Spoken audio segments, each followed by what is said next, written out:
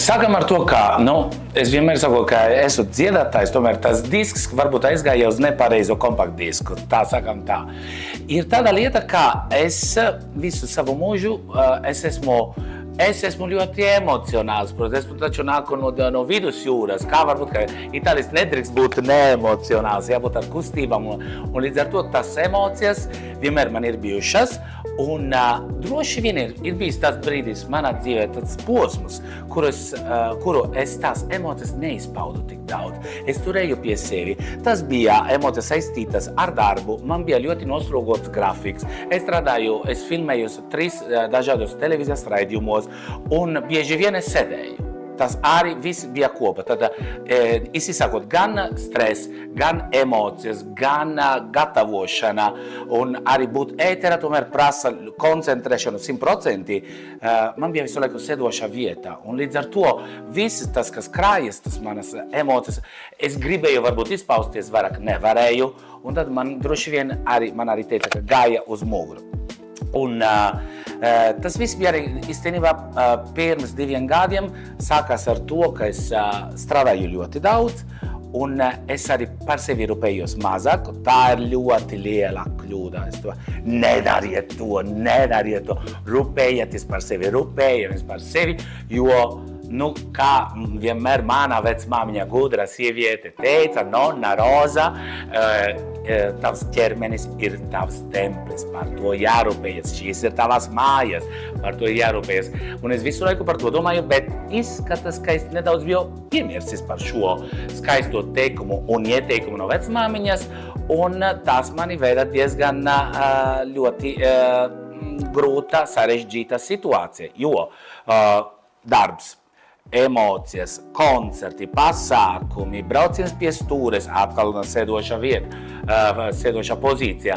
Un bija arī, protams, emocionālais faktors, jo man pagājušā gadā izgāja mamma, pēc, es negribu teikt ilga slimība, viņa saslima gadu gandrīz, bet redzot, ka mana mamma pēkšņi nevar staigāt, redzot, cik viņa ir aktīva, bija aktīva, es vēl joprojām runāju ar tagadni par mammu, cik viņa bija aktīva, cik viņa man zvanīja katru dienu, un pēkšņi nevar staigāt, un pēkšņi nevar runāt. Tas man bija, un es to redzu caur telefonu, kāpēc? Tāpēc, ka es strādāju. Es, protams, braucu, kad es varēju, es devos uz mājām, un es vienkārši redzu viņas acis, ka viņai nepatik, ka viņa tādā stāvoklī ir, ka viņa ļoti labprāt negribētu, lai viņas dēli un meitas redz viņu, jo viņa vienmēr ir bijusi ģimenes kolonna.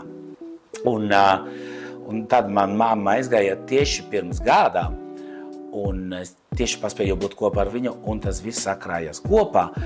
Un tad tā mugurā, man ir bijušas jau problēmas nedaudz ar muguru pirms tam, bet tas bija mazas. Fizioterapija, tad uzmanīgi ar ēdieniem nedaudz, mazāk tie milti, mazāk tā pasta, mazāk tā pizza, mazāk tās bulciņas, lai gan prasīja nedaudz lielāka koncentrēšana uz to. Bet tas viss bija tāds, sanāca kā puzlis, jā? Viss šis, un tad man vienkārši tā mugura pilnīgi krita.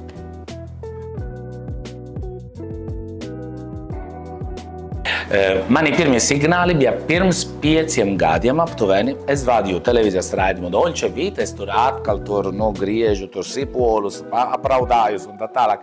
Es darbojos virtuvē, un man sāka sāpēt mugura, bet lombāra puse, kreisa puse. Un es domāju, labi, klik viena tabletīte un dzīve taču turpina. Un tā arī bija, protams, pirmas reizes līdz tam brīdim, kā tieši pat pamodoties panakti bija no sāpēm. Es pamodos panakti no sāpēm un no sāpēm. Un tad es saprotu, ka tas ir tāds zvaniņš. Vajadzēja ne tikai domāt par tabletēm, vajadzēja straujāk un rūpīgāk tikt galā ar šo problēmu. Līdz ar to es parunāju ar cilvēkiem, profesionāļiem, ar savu treneri, man ieteica fizioterapeitu, es gāju uz sonogrāfiju. Jā, es uztaisīju sonogrāfiju, tur sanāca, ka bija mazliet, bet nedaudz, bija mazliet viens, aizgāja no pozīcijas, un līdz ar to tur nedaudz satiekas arvien tuvāk un tuvāk ar nerviem, un tāpēc izveidojas tas konflikts. Un tad es gāju uz fizioterapiju, uzliku tos teipus. Tur tādā epilācija sanāca bieži vien. Tas tā, lai arī nepaliek visu laiku tik grūti, tik tā nopietni. Un es ar to tiku galā. Protams, sāku trenēties. Es gāju bieži uz sportu. Man patīk tas visādi tur tabatas, kur ir kustība. Man nepatīk to. Es vienreiz aizgāju uz labi, kur tu stāvi un sēžu koncertā, un es gandrīz aizmīgu. Lai gan tas man bija arī vajadzīgs, bet, varbūt, ka man vajag kaut ko vienmēr aktīvu. Neko, 5 gadi pārgāja, viss kārtībā, un tad sākas pagājušā gada. Es nezinu, vai tas bija dēļ vienreiz, ka es braucu aiz muguras, varbūt es to izdomāju, protams. Es braucu vienā mazā mašīnīte aiz muguras, 4 stundas, mašīna bija bez amortizatoriem, un es visu laiku biju tā kā, nezinu, tā kā porziņģis iekšā 500, un līdz ar to es biju visu sakramēts, nepareizi, un visu laiku bija, tā kā Itāļu ceļi taču, Vēdres nav ne tikai ir Latvijas ceļos, bet arī Itālijā ceļi ir ļoti smuki ar bedrītiem turpat un šurpat. Un es visu laiku pam. Nākamā dienā man mazliet sapēja, bet tā.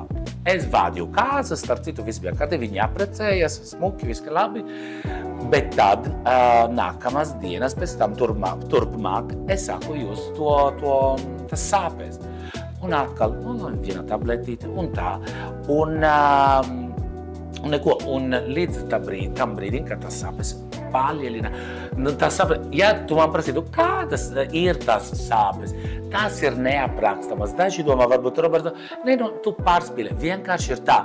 Tu sēž mierīgs un pēkšņi tā sanāk tā kā tsunami, tā kā vilnis, sāpju vilnis, kā sākas parasti no šīs, bet iet pilnīgi tā kā vilni, pa visu ķermeni. Es pilnīgi smadzenes man paņēmu, es nevarēju koncentrēties. Un pat es atceros, ka es lēcu no sāpēm un sākumā līdz augšdaļa, kājas augšdaļa, tāds līdz leju, tād tika līdz pēdai. Un tād palika ļoti bīstami arī, tomēr braucu uz pasākumiem. Es jau, starp citu, es jau gāju pie fizioterapeita, bet kaut kā, nesanāca, nelaboja situācija. Un fizioterapeita, tad es saku, vilkt to korsetu, tādu. Jā, lai saliktu kopā, nedaudz turētu kopā, bet situācija nelabojas, arvien vairāk un vairāk, tad tie pretsāpju līdzekļi palika arvien lielāki, stiprāki un drosmīgāki, tā kā man vajadzēja pat receptes no ārsta. Manā dzīvē pa laikiem lido skaisti sarģeņģelīši, kuri rūpējas par mani.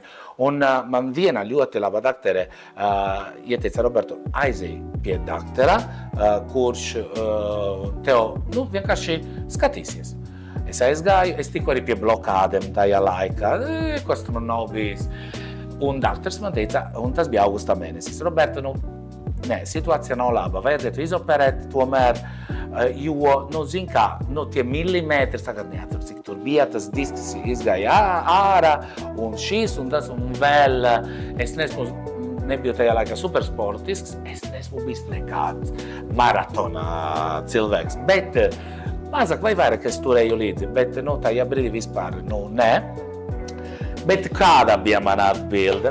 Daktars, kāda operācija? Bet es mazliet pa labi, es mazliet pa kreisi, strečiku no rīta, visu, pastrečošos visu tā, un es iešu pie fizioterapeita, un tas dakteris teica, Roberto, tā ir tava izvēle, bet lūdzu, skaties, jā, augustā mēnesī. Un tā turpināju, septembri turpināju vadīt raidījumus ar korseti. To gan neviens nezināja, bet, tur izdzēru pretsāpju līdzekļu pirms raidījumā. Man bija tādā sajūta, ka, dulla galva, bet, zin kā, reizēm es esmu bijis vienmēr tāds dzīvespriecīgs. Tā kā, varbūt iedomāju, ka tas ir mans normālais stāvoklis. Līdz tam brīdim, ka novembra mēnesī es eju uz televīziju, sēžu, man ļoti sapēja jau, tiešām sapēja ļoti. Es piecēlos un man vispār kāja nav. Kreisa kāja neeksistē. Es esmu flamingo ar vienu kāju palicis. Jā, no melona uz flamingo kļuvis. Un es kritu. Pilnīgi kritu uz priekšu. Man noturēja mana kolēģi Elina Firmane. Māziņa Elinīte man noturēja lielo Robertu.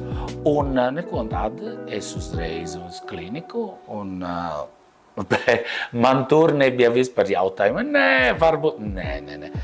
Un, jā, es vienkārši atceros tajās pēdējās dienas, arī oktobri, lielas problēmas. Pārastas lietas, arī mazgāties. Man tas bija kaut kas, tur vajadzēja gulēties, vajadzēja izvēlēties pareizi, izvēlēties trapīt, gribētu pateikt, uz jūška, gribētu pateikt, to pareizo pozīciju, lai nesapētu. Un tāda es esmu šeit. Jā, tas varētu būt risks, bet tas ir tik garšīgs risks. Tāds, zini, Adri kādreiz, kad tie jūrnieki brauca jūra un dzirdēja tas sirēnas, nevajadzēja pie viņa, bet viņi aizgāja un tur arī viņi palika gabalos.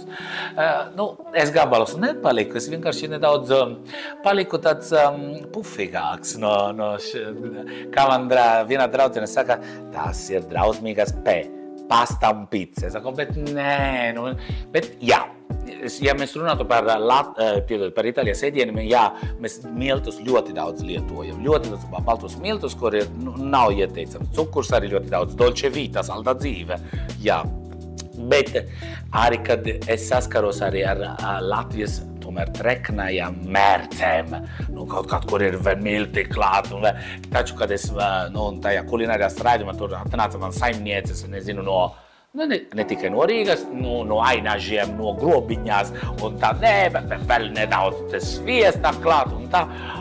Tā kā, jebkurā valstī, sastāvdaļas gan sliktas, gan labas, gan veselīgas, gan neveselīgas. Tas esi tu, kuru izvēlies. Es īstenībā, es mēģinu balansēt to visu. Sanāk pēdējā laika kaut kā, es nezinu kā, bet man ļoti patīk, piemēram, dārziņus, kuru kādreiz daudz neēdu, tagad, nezinu, bietes, avokādo un visādas tur lietas. Es cenšos izvairīties no pusfabrikātiem. Es cenšos mājās gatavot, kuru kādreiz vispār, kas man plīts bija nevainīgs. Un tagad, tur ir visādi pleķīši no visādām lietām, kuras es arī atceros viņu tīrīt pa laikiem. Un, jā, un tad es tā lepojos ar sevi, ka es saku arī, tomēr atkal klausīties no Naroza par to ieteikumu, un es arī sekoju līdzi savam daktera ieteikumiem.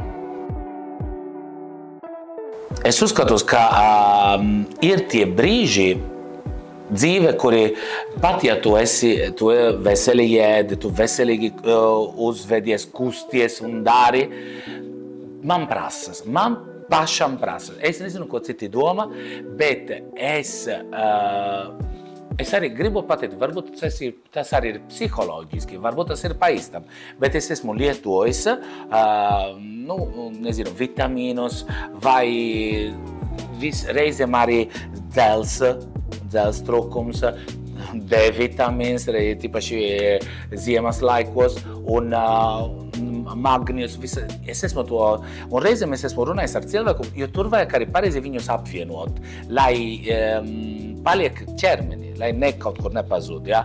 Jo es varu pateikt, es ēdīšu tagad vienu apelsīnu vai vitamīna bomba, bet nē, tomēr tur vajag arī balansēties. Es, piemēram, arī es vienmēr izmantoju oliveļa extra virgine, tas ir pirmā spiediena, oliveļu, jo tas arī, man tas arī no bērnības, iemācies viena karota diena, tukša duša un tad uzreiz mati spīd, tā kā es nezinu, tā kā reklāma. Bet es izmantoju, es ticu un, godīgi sakot, es jūtu tos rezultātus, es jūtos labāk gan darbā, gan ikdienā. Arī, kad es esmu atvaļinājumā reizēm, es brīvajā laikā tad vēl tu domā par sevi, un tad es kaut ko jaunu uzzinu, es lasu kaut ko, es mēģinu. Es esmu arī tas, ka es neesmu tāds skeptisks cilvēks, kas saka, nē, tas tur ir, nē, tu man nedabūsi tur savā būrā vai kaut kā. Nē. Es eju, mēģinu, un tad es tastu par sevi. Varbūt reizēm es arī izglītojos par to, bieži vien īstenībā. Nav tā, ka es uz dūlo saku, dzeru kaut ko. Un to, ko es varu pateikt, par ko es arī stastu, ir to, kuru es esmu mēģinājis, un kuru man deva labus rezultātus. Ja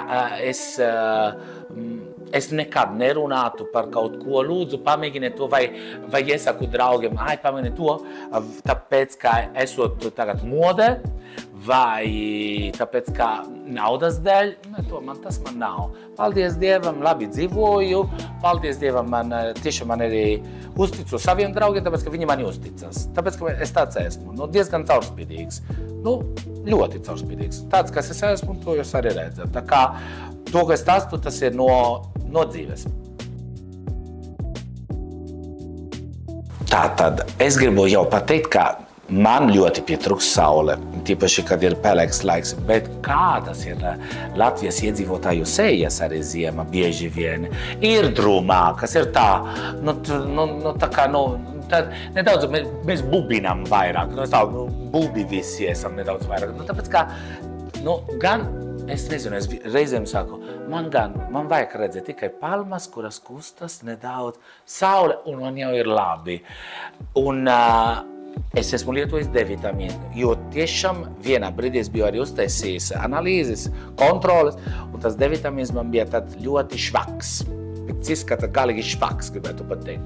Līdz ar to es lietoju, un man arī garšoja. Es nezinu, tur bija pilienus, jā? Man arī garšoja, gribēju pateikt. Jo reizēm tu izmanto arī lietas, kas ir negaršīgas, vai kas tev dod arī to pēc sajūtu neforšu, jā? No tām es cenšos arī attālināties. Bet tie pilieni bija, un es arī tur nedaudz, tur, ka saulīte arī atdzīvoti. Man pietrūkst saule, bet es domāju, ka tas ir mūsu nedaudz mūsu kopīgais trūkums. Latvijas, Baltijas valsts no ziemeļu valsti, gribētu pateikt, ka tāpēc visi, kad ir iespēja, kad ir brīvs laiks, ziemā dodamies kaut kur ir saule.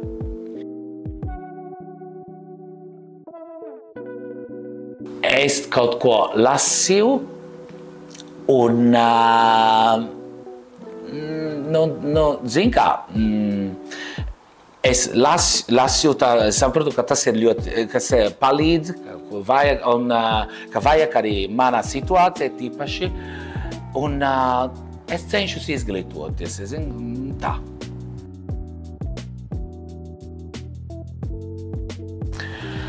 Izmaiņas ir bijušas diezgan, negribu teikt, būtiskas dažas jomas, tā teikt. Jā, piemēram, es nevaru darīt dažas lietas. Piemēram, skriet nav tik ieteicams. Arī lekt uz abām kājām nav spēlēt volejbols, kā man patīk spēlēt volejbols, bet varbūt kaut kā.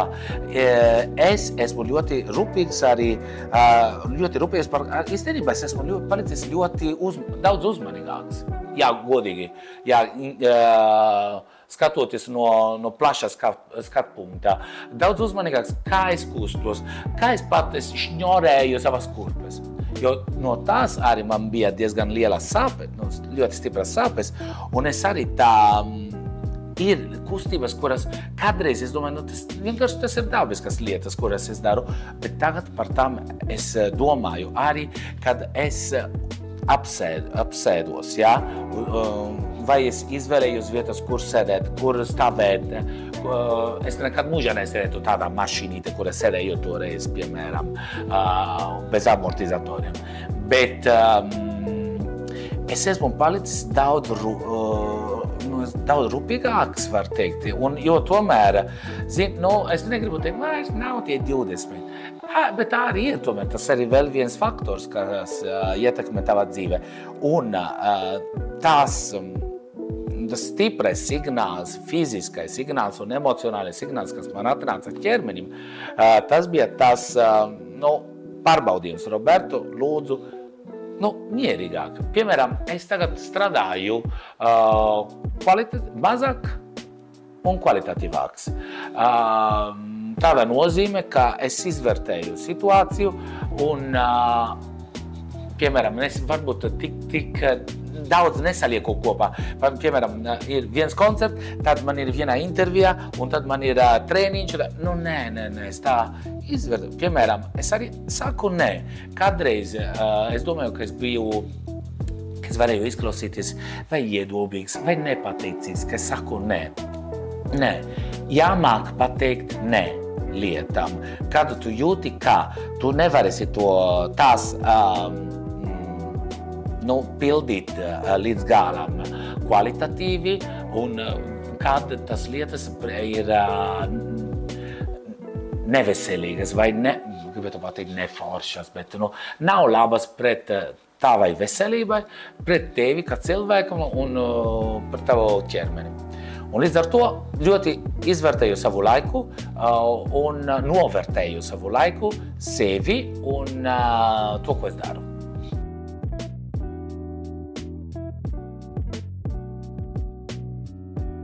Man pēc operācijas, pēc visam manam tur amerikāņu kalniem, augšā lejā, itāļu, amerikāņu kalniem, man daudz cilvēku raksta, man daudz cilvēku apstādina uz ielas, lai tu staigā, bet arī daudz raksta, Roberto, man ir tāda paša situācija kā tu, un man teica izoperēt. Es baidos. Protams, es visiem neteikšu, es izoperēju, līdz ar to tev arī vajag. Nē, protams, izvērtē situāciju, skaties kopā ar savu dakteri, ej tur dziļāk, bet lūdzu, neesi vienaldzīgs. Tāpēc, ka ja tu esi vienaldzīgs, es nedaudz biju tāds virspusīgs arī, vienaldzīgs, nē, tas, to, kas man notika īstenībā, tā man bija ļoti, ļoti liela lekcija. Paldies, pietiek pašlaik, viss kārtībā, un es esmu daudz ko iemācījies, esmu ļoti daudz sapratījis, un, manuprāt, mēs mūžīgi visu neiemācīsimies līdz galam. Tā kā, pa laikiem nāk tas mazas, varbūt es vienmēr saku, ka no augšā arī sūta tas mazus vestījumus, ja?